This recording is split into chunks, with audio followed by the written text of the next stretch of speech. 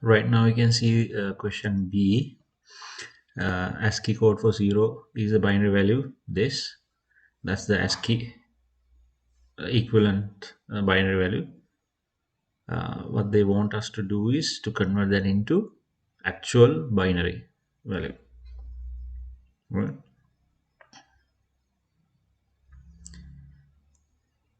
Right now, how can you do this? You have to do using an AND operation, bitwise AND operation. Now here you can see the binary, the ASCII value for um, ASCII value for 0.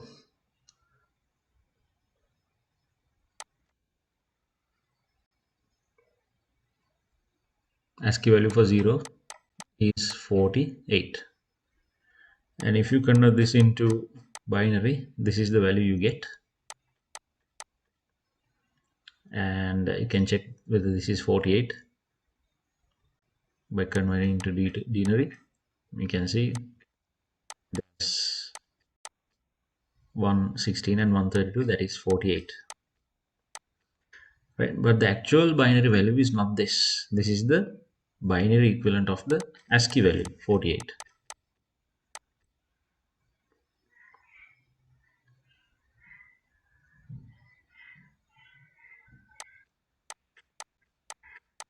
Right, this will be the actual binary value, 8 zeros.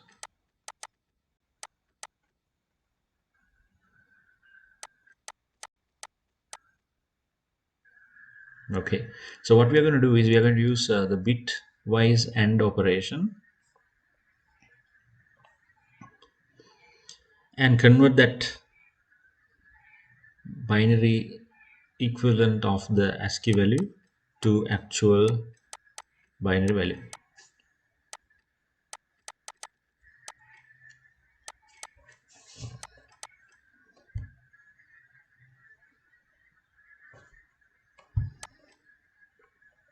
Right, take a look at this example on how we perform the bitwise AND. It's simply we perform the AND operation, which is multiplication, not the addition, right?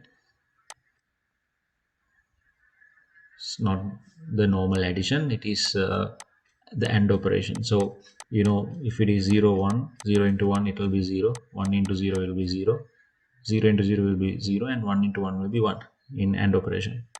So here 1 into 1 is 1, 1 into 0 is 0, 1 into 1 is 1. That's how you do bitwise AND. If it is bitwise O, it will be 1 plus 1. Again, the O operator, O gate, right? It's not 1 plus 1 2, it's 1 plus 1 is 1, 1 plus 0 is 1, 1 plus 1 is 1. That's a O, bitwise O.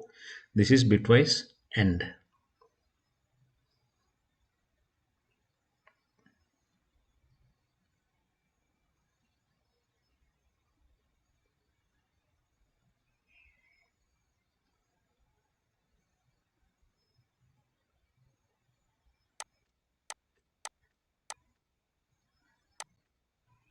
Okay, now what we are going to do is we are going to take the original ASCII binary representation, and then we are going to add a mask which consists of zeros and 4 ones. Okay, and we are going to perform bitwise AND on this. Now 0 into 1 is 0, 0, 0, 0. 1 into 0 is 0, 0, 0, 0.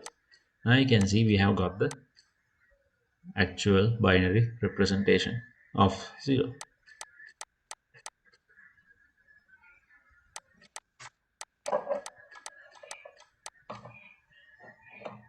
Okay,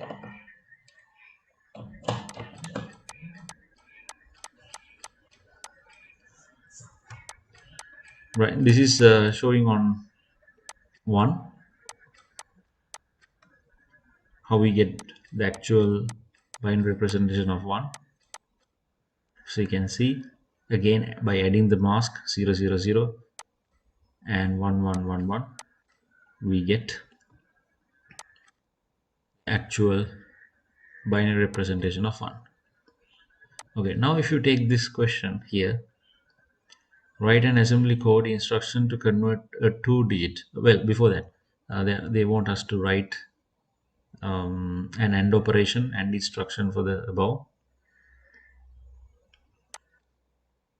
So how can we do that? We have to have a mask first.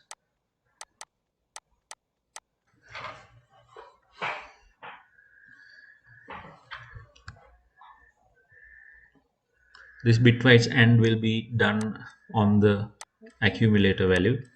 So we need to have a mask. The mask will be 4 zeros and 4 ones.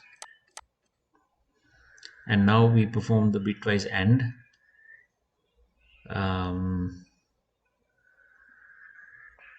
To the value in the accumulator by adding the mask. We do the bitwise AND mask on the value in the accumulator.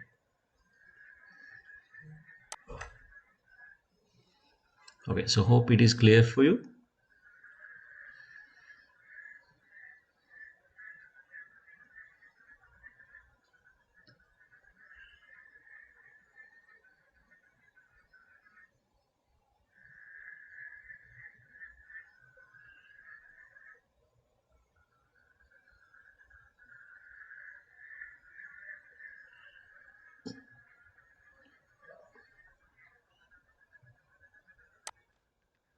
Right, next question, you can see there's a assembly code given, explanation is given. We have to write the opcode and operand and labels if we want to use.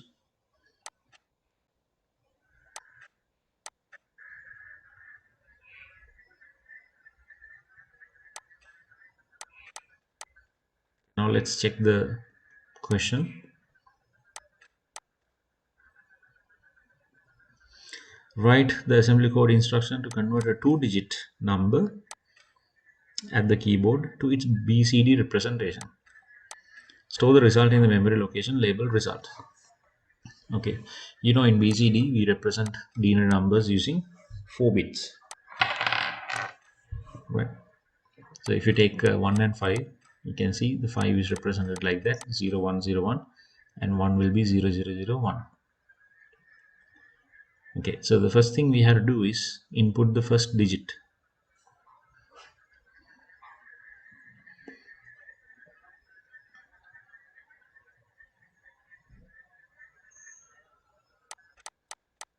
It's in,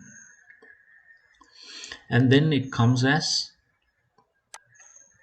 it is added as an ASCII value. And earlier we saw how we can convert the ASCII binary value to actual digit value. So that's what we have to do right now. Need the mask added.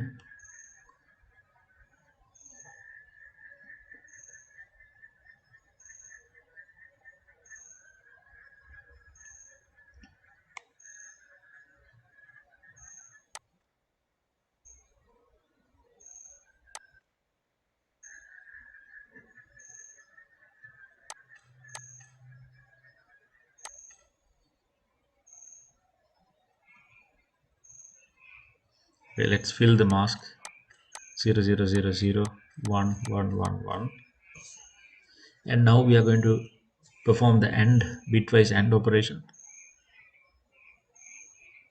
on the accumulator value, which is the ASCII value, with the mask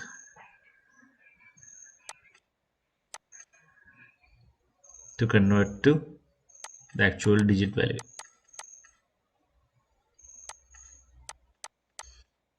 So AND mask.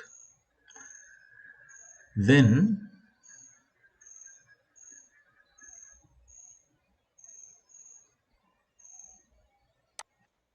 important step here.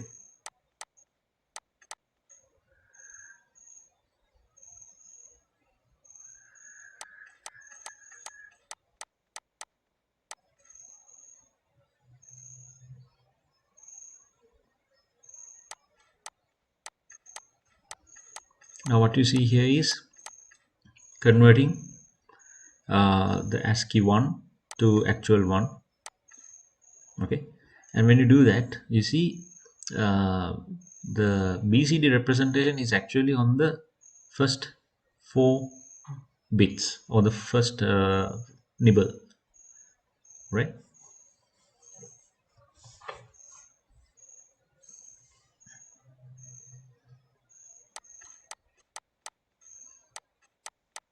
What we write here is number 5 in ASCII. That's number 5 in ASCII. Okay, and this is converting it into actual number 5 by adding the mask.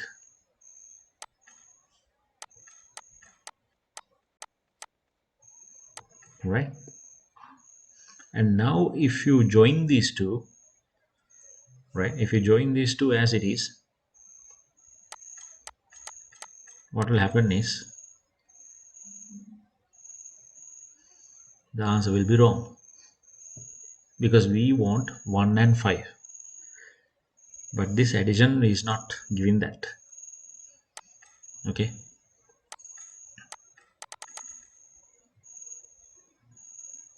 this is why we have an explanation there which says move to up nibble. That means we have to move that first nibble to the right side, okay, where all zeros are. If you look at that 0 0 0 1, that nibble, we have to move to the upper nibble. Upper nibble is where the 4 zeros are. So how do you do this?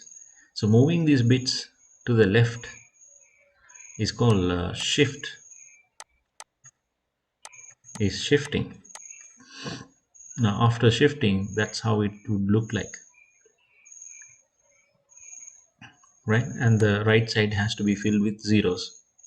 Now to shift, now after shifting, if you add it with the actual 5 in bits, as I can see, getting the correct result. That is number 5, and here's number 1. You can see that we have to shift those 4 bits or the nibble to the upper nibble before you join the two values. Now how do you do the shift?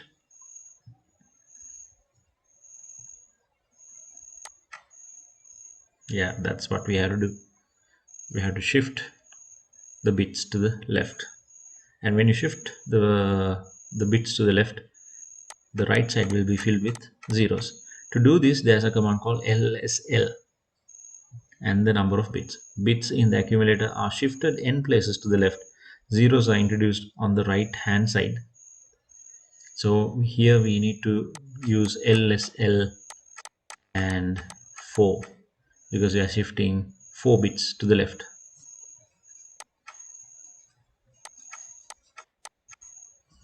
And the right side will be filled with zeros.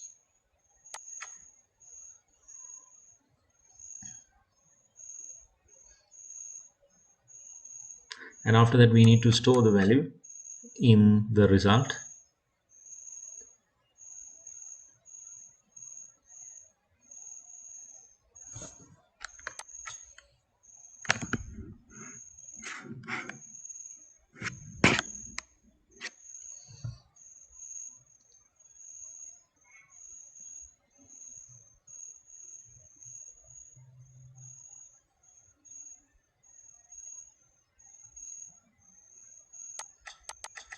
STO result. Input the second digit.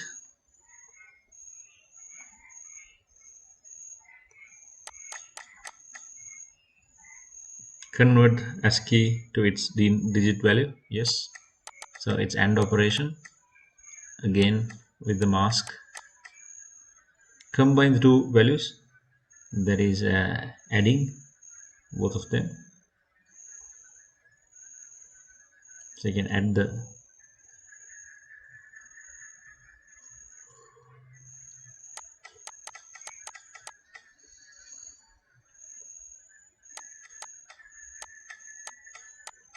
result to the current value of the accumulator, and that will join the two values, and we get the result.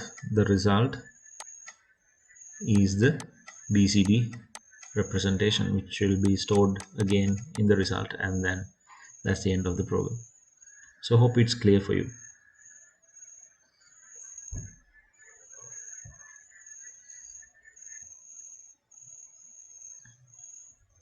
So the key points here you need to remember is converting ASCII into actual digit value using the mask, and then doing a shift 4-bit shift to the left, that is to move the nibble to the left, upper nibble, and then only you add the two binary representations to get the BCD equivalent.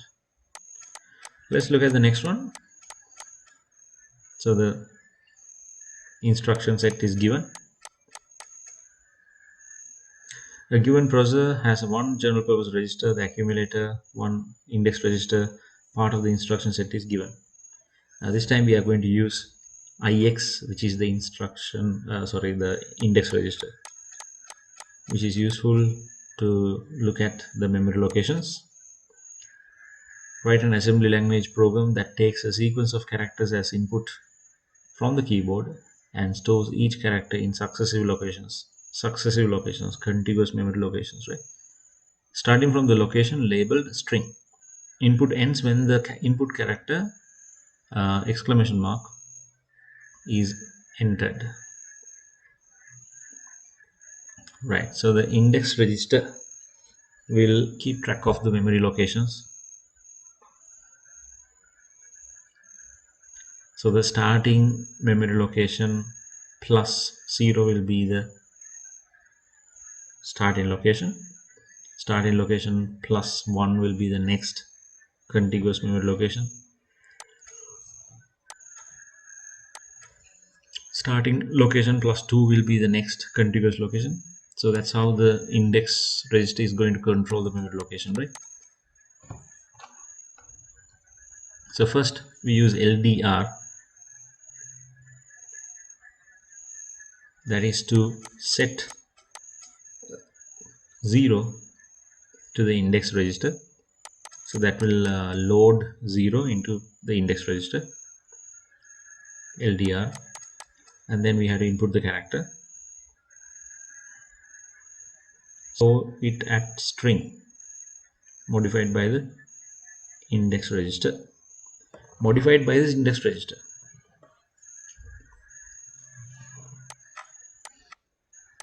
That is the address for the string, just a hexadecimal address. Right now we have to store it at string modified by the index register. Now if you look at the command for this,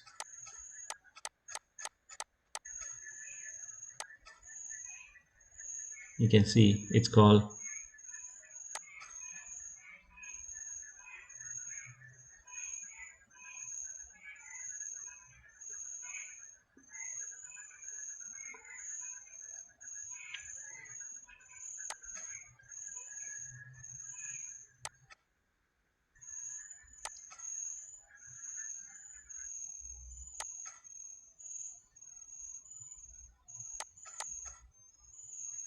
if you look at the memory locations, you can see that that's the original memory address, and then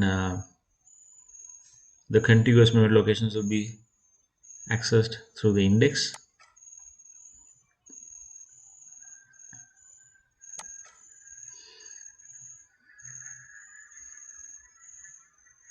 Modified by the index register. So this will be index 0,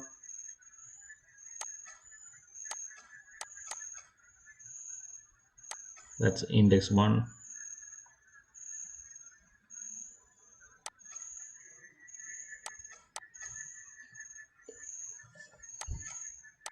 Index 2, and so on.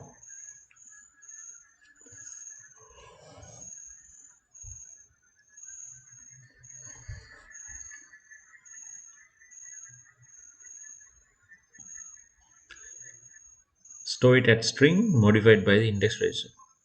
So it has to be an address which is calculated by the main address plus the index register. So the command we use is called stx. You can see if you look at stx, it says index addressing from the address plus the contents of the index register. Copy the contents from the accumulator to the calculated address.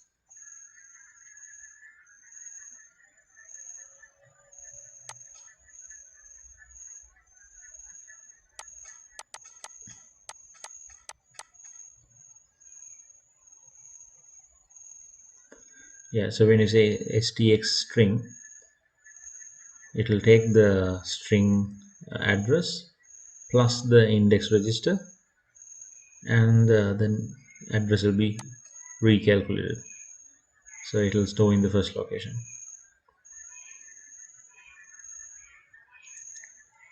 So this has to go as a loop, because you are entering characters until exclamation mark.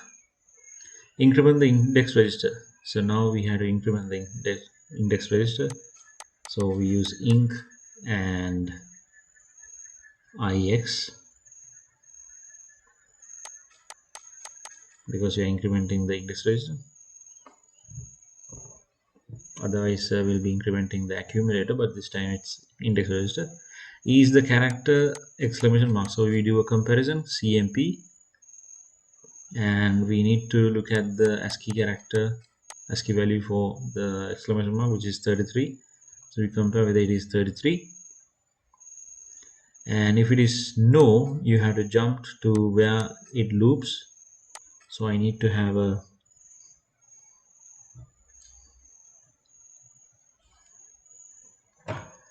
label called loop.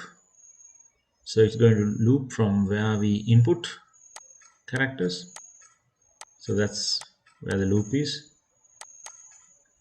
Okay, so if it is false, it's jpn.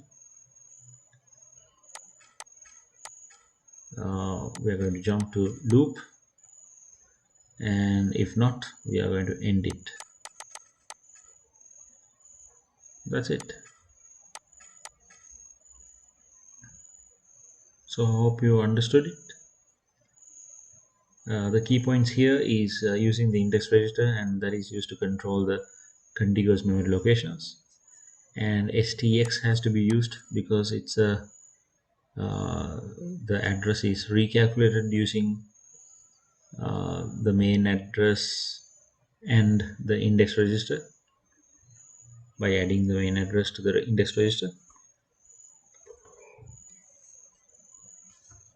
And index register has to be incremented, and after entering the exclamation mark only, it will exit. So the exclamation mark will be printed here.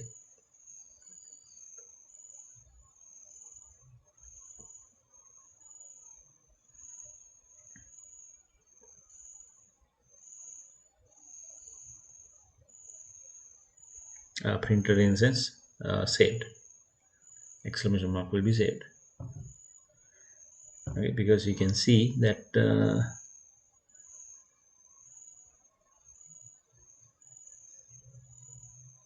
when the comparison is done, it is already stored in a contiguous memory location. Right, so hope you understood the assembly chapter. It's better to do past paper questions as much as possible. The last two questions that we did here right now are quite tricky, and hope you understood it quite well.